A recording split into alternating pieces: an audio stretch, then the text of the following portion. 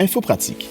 Depuis le 8 juin 2023, la NOAA a officiellement validé le fait que nous soyons entrés en phase El Niño. Mais comment un phénomène se produisant dans l'océan Pacifique fait-il pour impacter notre saison cyclonique? Pour comprendre les répercussions qu'El Niño a en théorie sur la saison des ouragans dans nos régions, il faut d'abord se rappeler d'au moins deux principes fondamentaux. Le premier principe réside dans le fait que, comme pour l'eau, l'air chaud est plus léger que l'air froid. Cela sous-entend que l'air chaud aura tendance à monter et l'air froid aura tendance à descendre. L'air chaud est dit ascendant et l'air froid est dit descendant. L'air ascendant favorise la création de zones dépressionnaires et l'air descendant favorise la création de zones de haute pression, autrement dit des anticyclones. Le deuxième principe découle du lien qu'il existe entre la pression atmosphérique et le temps qu'il fait. Plus la pression atmosphérique est basse, plus le temps est instable et favorable au développement de perturbations pluvio-orageuses de grande échelle comme les tempêtes et les ouragans. A contrario, plus la pression atmosphérique est élevée, plus le temps est sec et stable.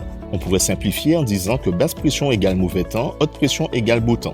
Une fois ces prérequis assimilés, entrons dans le vif du sujet. En période El Niño, les eaux fraîches de la partie centrale et orientale du Pacifique sont remplacées par des eaux plus chaudes en surface. La température élevée de cette partie de l'océan surchauffe à son tour l'air situé au-dessus d'elle. Cet air chaud, plus léger, s'élève dans l'atmosphère puis finit par refroidir avec l'altitude. Mais l'air plus frais ne s'accumule pas, il est évacué et retombe plus loin sur le bassin atlantique. Notez que l'air évacué vient renforcer les vents de haute altitude soufflant d'ouest en est et donc renforce également le cisaillement sur la zone atlantique.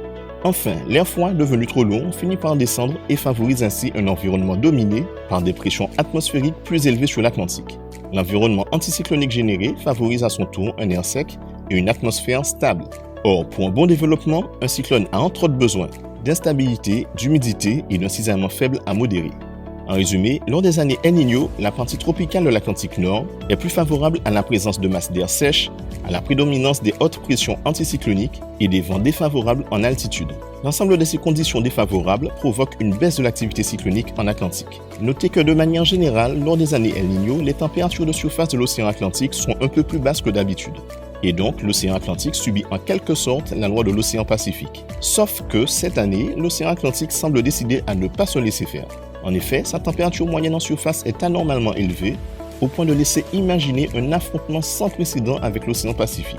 L'air évacué par l'Atlantique pourrait par exemple diminuer les vents cisaillants provoqués par El Niño, et l'évaporation résultant du surréchauffement de l'Atlantique pourrait conduire à une atmosphère plus humide. Tous les scénarios sont possibles, et à l'heure actuelle, aucun spécialiste ne peut affirmer avec certitude comment se déroulera la saison cyclonique 2023.